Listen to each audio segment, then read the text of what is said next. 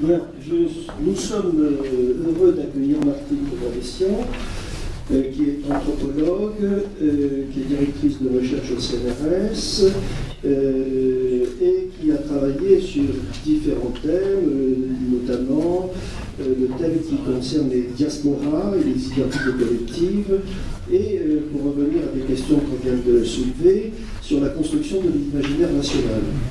Elle a travaillé aussi également sur le génocide et la transmission par le biais de récits, par le biais de témoignages. Sa présence ici est très importante. Nous ne pouvons construire quelque chose que sur de la connaissance. La deuxième chose indispensable, c'est de sortir de notre communauté et nous ouvrir à d'autres communautés qui ont d'autres expériences et qui, en l'occurrence concernant l'Arménie, vous avez une histoire et une antériorité qui est beaucoup plus longue que notre histoire d'exilé, et vous avez eu le temps de fabriquer ces outils, et c'est important de nous dire comment vous les avez fabriqués. Merci.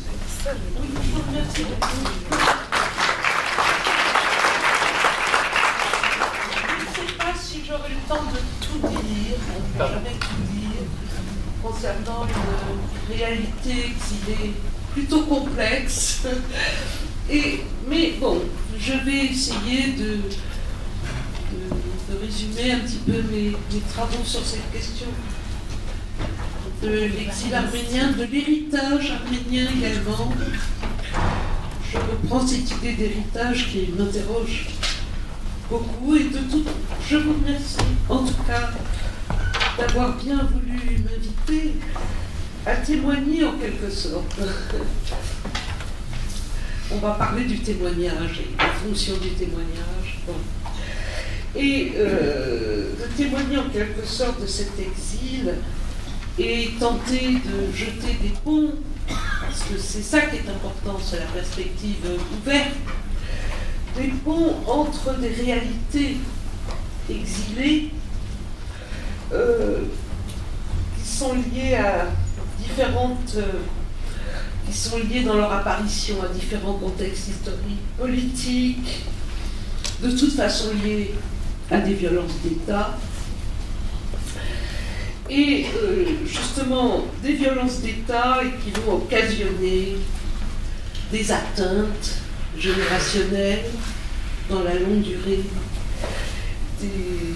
des souffrances, on peut dire le mot, intériorisées, et des luttes aussi sociales, politiques, pour reconquérir un droit à la mémoire et des visibilités dans l'espace public, des visibilités dans l'espace public et des volontés de reconnaissance. Hein. Ce thème de la reconnaissance est absolument essentiel, en tout cas pour le cas arménien. Reconnaissance de l'événement fondateur de la diaspora arménienne du XXe siècle, de l'événement, c'est un euphémisme, hein, on va dire ce génocide en fait de 1915, de l'événement qui a conduit à l'exode, l'errance, la déterritorialisation, la sortie du territoire. En tant qu'anthropologue, j'ai beaucoup travaillé justement sur ce phénomène de déterritorialisation du groupe. On quitte le sol, on est hors sol, hors lieu. Hein. L'exil, c'est avant tout, comment dire, un hors lieu. Et voilà, donc je vous remercie nous allons tenter précisément de jeter des ponts. Et j'ai souvent parlé du reste Marx quelquefois, notamment autour de ce concept de diaspora qui a été une invention de l'exil. Un néologisme, un concept qui est apparu justement après l'Exode pour caractériser la dispersion du groupe à échelle transnationale. Bon, et puis je remercie donc Marseille, où existe une forte communauté arménienne, où j'ai aussi intervenu aussi beaucoup avec l'historien Émile Temim, qui a travaillé sur l'immigration à Marseille et sur la communauté aussi arménienne. Et aussi, maintenant, il faut le signaler, j'y ai pensé ce matin, je me suis dit, il faut quand même parler de ce centre d'archivage de la mémoire arménienne, l'association Aram à Marseille, qui est le fruit d'un long travail de mémoire qui a réuni des solidarités entre les acteurs locaux, entre la mairie de la municipalité de Marseille, etc., et qui réunit un fonds d'archives incomparable. Et nous, souvent, j'envoie mes étudiants qui font des thèses sur la question des Arméniens et la question de l'identité, la question de la mémoire, la question des relations de la diaspora avec l'Arménie ex-soviétique, etc. Et donc qui travaille aussi, qui a réuni un fonds, des collectes d'articles, d'ouvrages, de presse, etc., de thèses, de DA, qui est un lieu extrêmement important.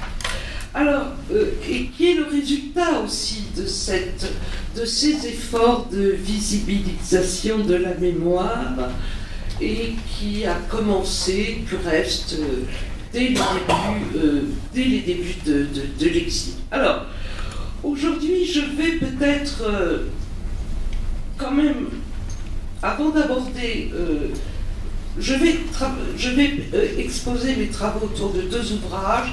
Un, le lien communautaire, qui s'appelle 3 générations d'Arméniens, et qui a été ma première monographie en 1988, où je tentais d'expliquer les raisons de la permanence arménienne dans une banlieue sud-ouest parisienne, et un deuxième ouvrage en 2013, avant la parution du troisième qui va bientôt sortir, sur la question des diasporas, mais un deuxième ouvrage où j'ai au fond mené un groupe de parole auprès d'enfants, de survivants du génocide de 1915, pour tenter au fond de comprendre les mécanismes, on le disait tout à l'heure, de la transmission et la façon dont ces enfants de survivants gèrent cet héritage plutôt lourd, chuchoté, murmuré par les parents, afin de protéger sans doute leur descendance, et qui vont tenter de retrouver leur place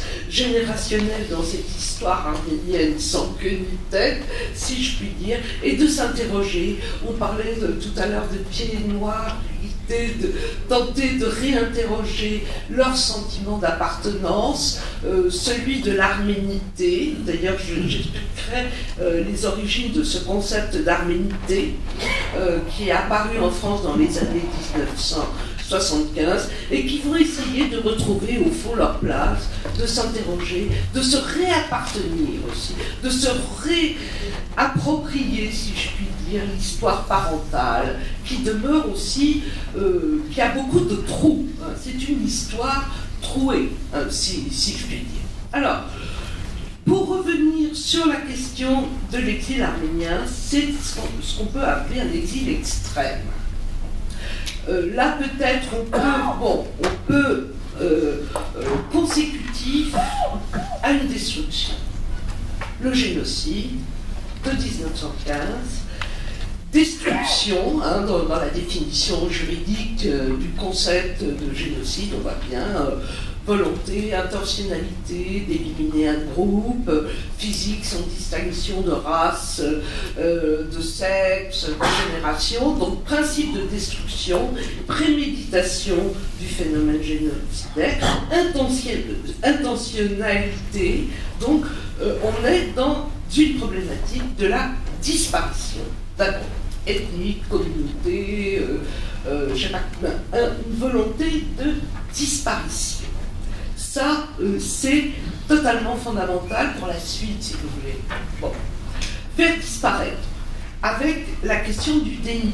On sait bien que la question du déni, on en a parlé aussi ici, de 1900. Le déni est incorporé, si vous voulez, comme l'ont dit beaucoup d'historiens, d'internautes, etc.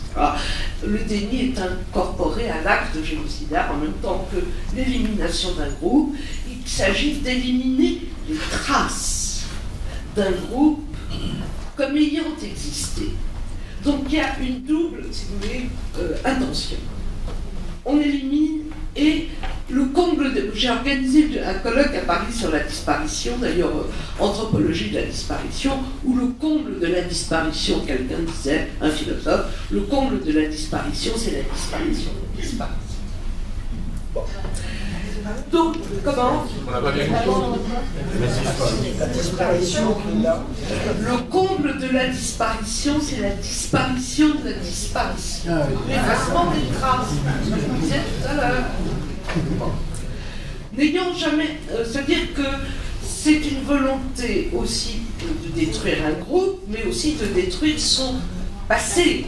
C'est-à-dire, c'est une volonté, en effet, de faire comme si le groupe n'avait jamais existé. Donc ça change tout. Non, mais c'est important. C'est très important. Donc, dans son intégralité, donc un acte, si vous voulez, un génocide, et l'exil, donc c'est... Il n'y a pas simplement, dans l'exil, il y a la question du hors-lieu, du passage du lieu à un autre, du hors-lieu, etc. Mais en même temps, il y a eu des survivants, il y a eu des rescapés de ce génocide. Donc il y a une perte radicale à la clé, si vous voulez, dans ce principe de destruction, une dépossession totale des biens matériels, du statut social des Juifs, puisqu'ils ont été apatrides, donc déchus de leur nationalité, hors la loi, si je puis dire, comme dirait la philosophe Hannah Arendt en parlant de la patrie, hors la loi, mise en orbite, dans l'errance migratoire, sans retour possible, c'était inscrit sur leur passeport, sans retour possible. Hein. Bon, j'ai bien fait là-dessus d'ailleurs. Et comme on dit beaucoup de psychanalystes qui travaillent, avec lesquels je travaille sur la clinique de l'exil, qui vont parler aussi de l'exil comme expérience de l'homme jetable, que l'on jette, que l'on dépossède de son territoire, d'une sortie du territoire qui s'est accompagnée, en effet, du gommage du lieu anthropologique. Bon, ça c'est je ne veux pas dire, je commence à parler là-dessus, ça va prendre tout mon temps, d'un engloutissement du territoire. Ça, c'est absolument essentiel. Du démantèlement des familles, évidemment, des victimes de cette barbarie. C'est intéressant, cette notion du territoire, parce qu'il y a eu extermination physique d'un groupe, mais il y a eu aussi perte du sol. Le sol a glissé sous leurs pieds, comme dirait un poète, si vous voulez, engloutissement du territoire. Et actuellement, d'ailleurs, je parle, il y aurait tellement à dire là-dessus, mais les nouvelles générations en quête d'arménité, c'est intéressant. Il y a des associations d'ailleurs qui se sont créées là-dessus, vont revenir organiser des pèlerinages dans les anciens villages arméniens qui ont été rayés, ça aussi ça fait partie du génocide, pardon, qui ont été rayés de la carte, hein, qui ont été remplacés par des noms turcs, des noms grecs, qui ont été des noms arméniens, des noms grecs qui ont été remplacés par des noms turcs, qui vont revenir et, revenir sur l'histoire, non seulement sur l'histoire parentale, mais identifier les anciens lieux de la dévastation. Ça, c'est très intéressant. Identifier les anciens lieux de la dévastation, les ruines aussi, les églises arméniennes transformées en écuries, en étables, etc.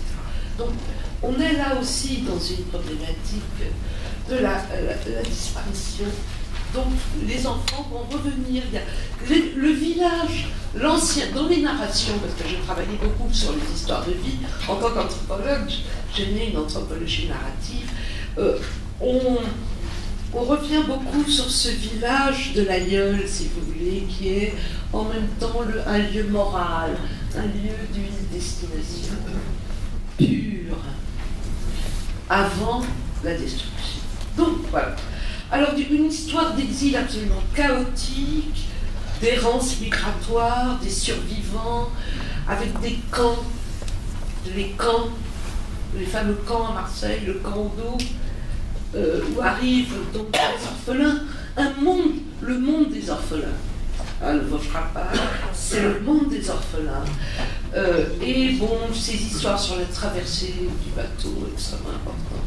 Bon, tant et tant, si vous voulez, de figures dans ces anthropologies narratives des récits de vie, de figures d'une déterritorialisation silencieuse, meurtrière, et qui apparaît dans ces récits oraux.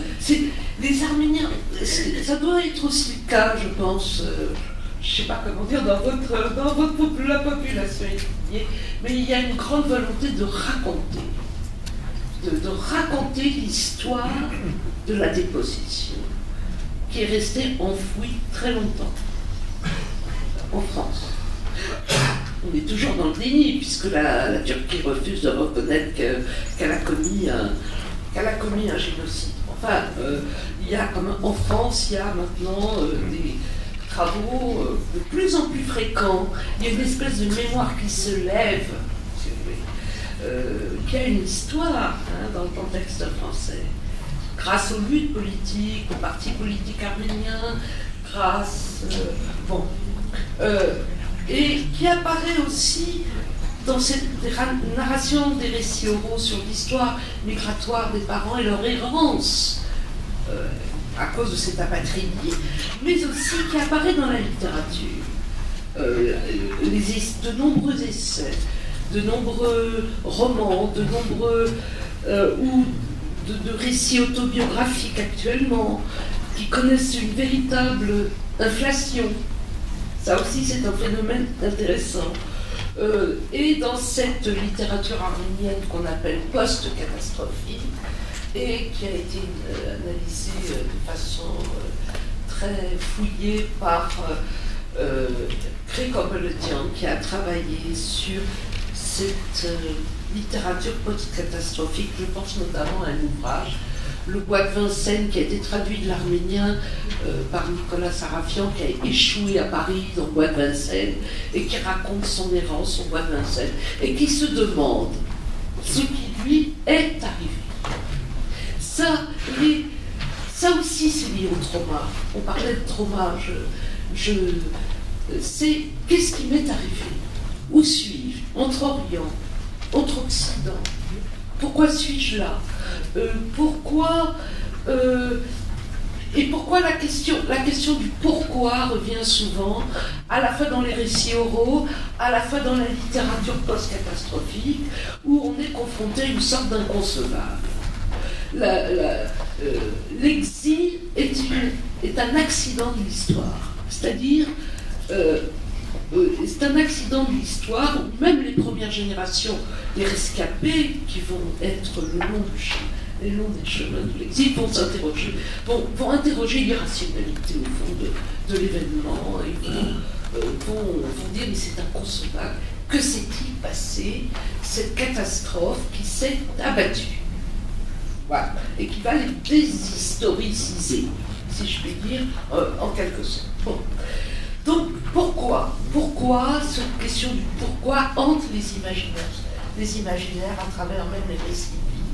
Mais oui, c'était vraiment un génocide, avec des recherches compulsives de la preuve chez les historiens, que ce qui s'est produit, s'est réellement produit. Et donc on va être dans cette espèce d'obsession de la preuve, et à la fois chez les témoignants, chez les historiens, voilà. Qu'est-ce qu'il est le sort collectif advenu, et avec en même temps, si vous voulez, je ne sais pas, je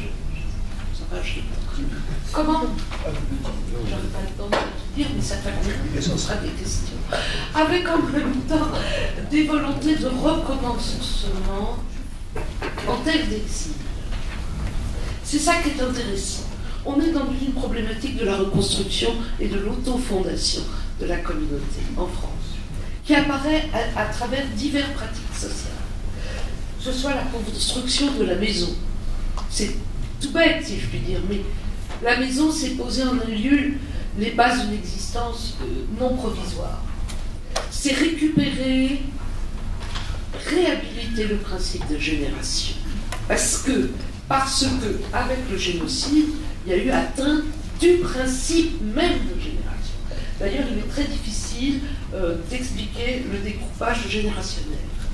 Que le groupe, les représentants du groupe vont imposer. On impose un principe générationnel dans la mémoire familiale. C'est une volonté de poursuivre la transmission. Il y a également, si vous voulez, dans ces volontés de recommencement, de réappropriation du territoire, de parcelles de territoire. Le village arménien des Hauteurs sur la ville d'ici les Moulineaux dans les années 30. Reconquérir un sol, reconquérir un territoire. Des pratiques sociales collectives extrêmement importantes. Comme la communauté portugaise, par exemple, il y a un tissu associatif extrêmement dense, politique, culturel, qui s'est mis en place très tôt. Des volontés de réhabilitation des écoles, des lieux de culte, énormément. Et alors, en parlant des écoles, justement, j'avais une question à vous poser concernant.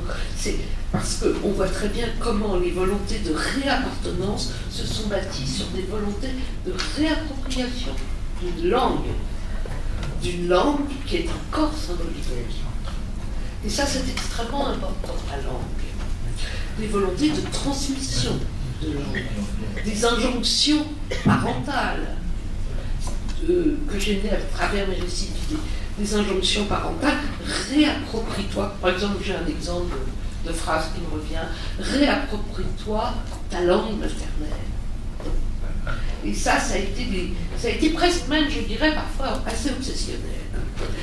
Donc, des pratiques sociales avec les institutions politiques, quand même, les volontés, les écoles, les lieux de culte extrêmement importants, où j'explique dans le lien communautaire comment la construction d'une verticalité religieuse à travers l'Église va organiser des mobilités, c'est-à-dire il y a la vie de l'Église et la vie autour de l'Église.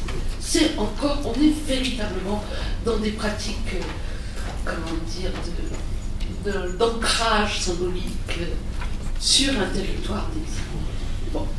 Et que ce soit uniquement en France, mais aussi partout un peu à Los Angeles, dans les divers sites que j'ai visités sur justement cette inscription symbolique du territoire et cet imaginaire du territoire.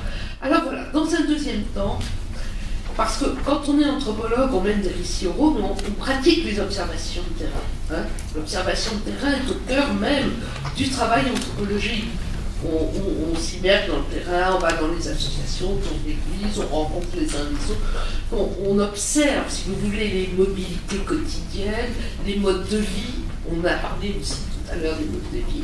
Donc on observe tout ça et en même temps, je me suis rendu compte très vite à travers le lien communautaire que cette population exilée qui est arrivée ici les Moulineaux suite à des recruteurs de main-d'œuvre qui allaient dans les orphelinats recruter de la main-d'œuvre, ils allaient recruter les orphelins pour venir en Grèce, etc., pour venir travailler en France dans les industries lourdes. C'est le cas de la raison. Je me suis dit, bon, il y a ces observations, il y a ces pratiques sociales du recommencement, et je crois qu'il faut infiniment revenir sur l'aspect commémoratif, sur la fonction de commémoration, bon, autour des victimes de 1915, mais aussi en même temps, comment dire, la commémoration, c'est très ambigu, la commémoration. On ne sait pas s'il faut commémorer la fin d'une histoire ou son nouveau commencement en terre d'exil. Ça a une double fonction. Mais c'est très important, la commémoration, parce que ça rassemble, si vous voulez, et c'est très, très important au sein de des communautés arméniennes, cet aspect commémoratif. Qui commémore tout? Qu'est-ce qu'on commémore? En définitive, on parlait de fidélité, oui, d'accord, mais il n'y a pas que ça. Je crois qu'il y a aussi l'histoire de on recommence. En même temps, bon, toute cette question de l'histoire enfouie, et c'est là que j'ai mené ces groupes des paroles pour voir, cette fois, pour introduire le travail de subjectivation, puisque je travaille aussi avec des psychanalystes, sur qu'est-ce qui se passe au niveau du sujet. Certes, il y a ces pratiques sociales, cette dynamique, on peut parler d'une dynamique, des solidarités aussi, des solidarités communautaires, ça existe quand même. Mais qu'est-ce qui se passe au niveau de l'histoire parentale, de l'histoire du sujet? Et alors là, j'ai travaillé avec des enfants de survivants pour comprendre ce qu'ils ont retenu de cette histoire. Si ce concept d'harmonité, au fond, n'est pas une identité assignée par les parents, est-ce que c'est leur choix d'appartenance? Ou est-ce que c'est assigné par l'histoire parentale? Ça, c'est exactement ce qui m'intéresse. Et là, vraiment, j'ai mis le doigt sur des choses totalement intéressantes. Sur les enfants qui vont raconter les changements de nom des pères. Les pères qui veulent oublier d'où ils viennent. Et vous savez que bon, le patronyme arménien, ils se caractérisent par Iran, et qui vont changer leur patronyme pour justement ne plus faire partie de l'histoire, pour sortir de l'histoire. Donc, pour sortir, pour oublier d'où l'on vient. Et c'est un phénomène, et les fils qui vont se mettre en quête de l'histoire du père. Et c'est ce que me disait une témoignante, elle me disait au fond, tous nos récits, ce sont les récits des pères. Bon, c'est vrai que le génocide a commencé par séparer les hommes des femmes et on a tué les pères. On a tué les pères. Donc, les changements pour sortir de cette histoire parentale, les noms des pères, et puis on va c'est aussi l'histoire d'un livre, Michael Arlen, Embarquement pour la rarabe, le père a changé de nom, et on en parle, Nicole Lapierre, qui est anthropologue, qui a beaucoup travaillé sur les changements de nom, elle parle aussi des changements de nom chez les Arméniens, et donc le fils en quête d'identité du père, qui va essayer de comprendre pourquoi le père, au fond, il a fait ça, pourquoi il a castré son nom. Bon. Mais ce qui est extrêmement intéressant chez ces enfants des survivants, c'est que moi je n'ai pas dit, voilà, j'ai dit racontez-moi votre vie. Tout simplement. Racontez-moi votre vie. Et ils ont commencé, non pas par parler d'eux en tant que sujet, comment dire, actif de son histoire, mais ils vont tous commencer par requalifier les disparus. C'est-à-dire la dette, ce que j'appelle la dette envers les disparus de l'histoire. Tous leurs récits vont se structurer autour de ces disparus et requalifier le père, la dignité sociale du père ou de la mère, déchus de leur nationalité et qui vont arriver en France, qui avaient des qualifications professionnelles dans l'Empire ottoman, hein, mais qui vont arriver en France en tant qu'ouvriers, manœuvres, etc. Donc, requalifier, si vous voulez, la fonction sociale des parents. Raconter leur histoire, les réhabiliter, les réintroduire dans l'histoire, dans la continuité historique, puisqu'il y a eu une rupture radicale. Et ensuite, éventuellement, oser parler de leur trajectoire sociale en France. Ça, c'est un phénomène intéressant, important. Bon, il y aurait tant et tant à dire autour de ces récits de vie, le sentiment de dette, la fidélité à l'histoire primitive. La dette, je crois qu'il faut creuser cette notion de dette parce que des quêtes aussi infinies, hein, bon, Je pourrais encore en dire long. Dites-moi si j'ai du temps, si je dois... 5 minutes. La question de la dette, la question de la honte, la question de conférer une nouvelle dignité, ça il y aurait tant à dire sur... Et de se réinterroger, au fond, de réélaborer le roman familial. Parce que des réélaborations, puisque avec le génocide, il y a eu castration collective, il y a eu aussi destruction de l'intellectualité arménienne. Hein. En France, il y a eu un travail très, très, très ardu qui a été mené pour tenter de reconstituer une élite intellectuelle, ceux qui vont témoigner de la catastrophe. De la catastrophe, c'est un mot qu'emploie un philosophe marxiste pour parler de cette catastrophe qui s'est abattue. Bon, et donc les parents qui vont aussi reconquérir leur propre histoire tout de même, après avoir déroulé les errances des parents, comment ils ont recommencé, comment ils ont reconstruit leur maison, et aussi les histoires enfouies, chuchotées, ça c'est un exemplaire, dans une autre langue, pour pas que les enfants entendent, comprennent.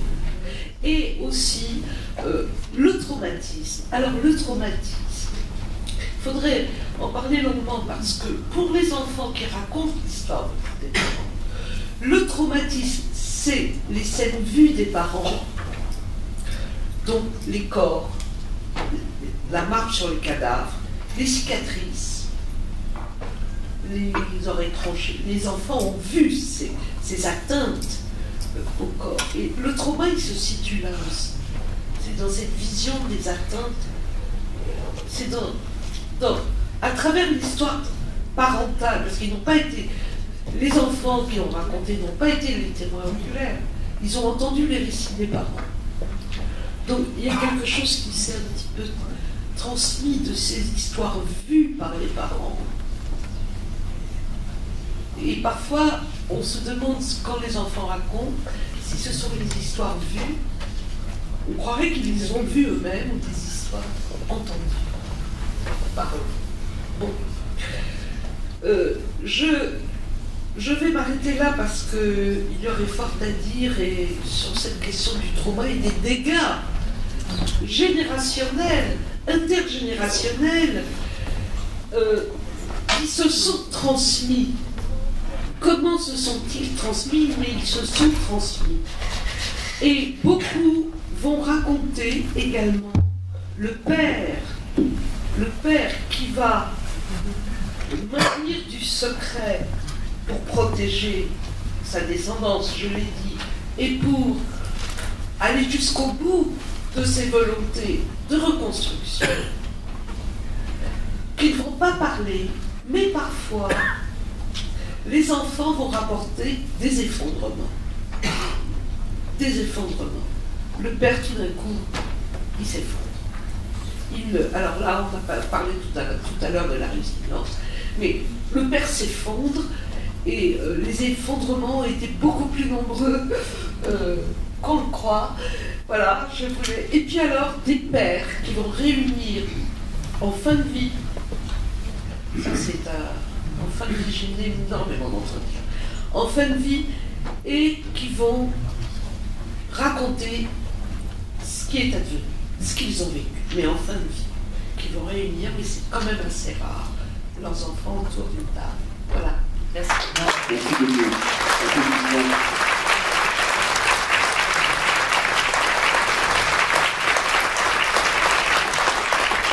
On a vu effectivement les passerelles, les ponts entre ces deux histoires qui ne sont pas évidemment forcément toujours comparables, mais là, effectivement, cette notion de traumatisme est très présente. On a, avec Mme Ovanessian, encore quelques minutes, si vous avez des remarques ou des questions, Madame. Oui, bonjour. Je voudrais vous demander, en tant que chercheur, quelle valeur vous attribuez aux archives orales, c'est-à-dire aux entretiens oraux? quelle valeur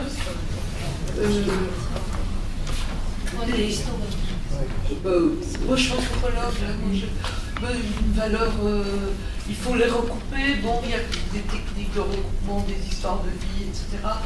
Mais je lui accorde beaucoup quand même une fonction de témoignage, une fonction de témoignage. C'est la question du témoignage et je lui accorde une crédibilité scientifique, oui tout à fait, il y a beaucoup de travaux là-dessus. Même les historiens maintenant utilisent les histoires de vie pour essayer de travailler sur ces formes sensibles de l'exil, parce que les dates, la chronologie des événements historiques ne suffisent pas pour justement rendre compte de cette intériorisation, de ces formes intériorisées. C'est ça qui m'intéresse, moi, à travers les témoignages, c'est les formes intériorisées. Comment c'est vécu, ou le sujet qui va se raconter d'ailleurs. Et ça c'est très intéressant, le sujet qui va se raconter va essayer en même temps, dans le temps du raconter, dans le temps de narratif, de reconstruire aussi sa propre identité, de fouiller quelque part son imaginaire. C'est ça qui m'intéresse. Mais je pense que c'est intéressant si l'ouverture est très grande. Parce que je vois tout à l'heure un tout petit détail. Quand j'ai dit Benjamin Stora, j'ai entendu des tas de ricanements dans la pièce. Hein? Je veux dire que pour tout, mais pour tous les sujets, je pense qu'il faut que l'éventail soit très grand. Absolument. Qu'on écoute, même quand on n'est pas a priori d'accord avec les gens, mais qu'on les écoute et qu'on relativise aussi des choses. Voilà, c'est tout. Non, mais allez plus loin, qu'est-ce que vous voulez dire par là? Relativiser, c'est-à-dire qu'on prenne tous les échos de différentes sources et puis qu'après on se fasse sa propre chasse. Exactement, vous avez raison, c'est la raison pour laquelle dans mon travail, dans mon travail de restitution de cette mémoire arménienne à plusieurs facettes, j'ai multiplié les supports, à la fois les archives orales, les témoignages, la fonction du témoignage, la littérature, j'en ai parlé tout à l'heure, et puis les esthétiques nouvelles, au fond, qui surgissent dans cette histoire un peu chaotique, pour essayer de comprendre cette irreprésentable du génocide de 1915. Et moi, je ne dis cela que parce que je suis une témoin depuis 1845, mais je retourne en Algérie très souvent. Voilà pourquoi je dis ça. Oui. Bon, peut-être que je n'ai pas eu le même départ que beaucoup d'entre vous. Je n'ai pas eu de départ. Voilà, c'est tout, c'est pour ça. Je voulais dire ça. Juste un mot sur Benjamin Stora. Je pense qu'on peut constater qu'il y a de forts manques dans son appréciation, qui sont des manques volontaires et qui trompent l'histoire. C'est tout ce que je dirais. Il n'y a pas de mémoire lisse. Comme vous le ferez comprendre le devoir de mémoire, qui est la mémoire officielle, qui est une mémoire lisse. Mais tu ne peux pas avoir de mémoire. Il y a des accros.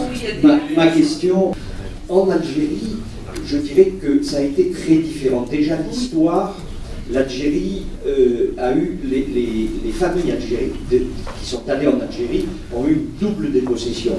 Oui. La première, c'est une dépossession économique, lorsqu'ils sont souvent partis d'Espagne, de France, de tous les États du monde, et qui sont venus s'installer en Algérie pour échapper pour échapper aux problèmes économiques.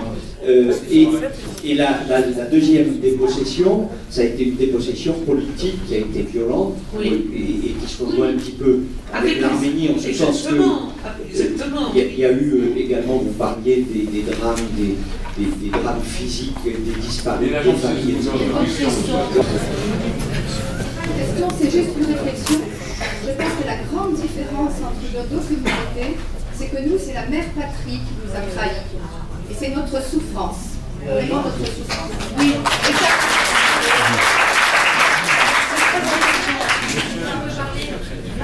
ici, là.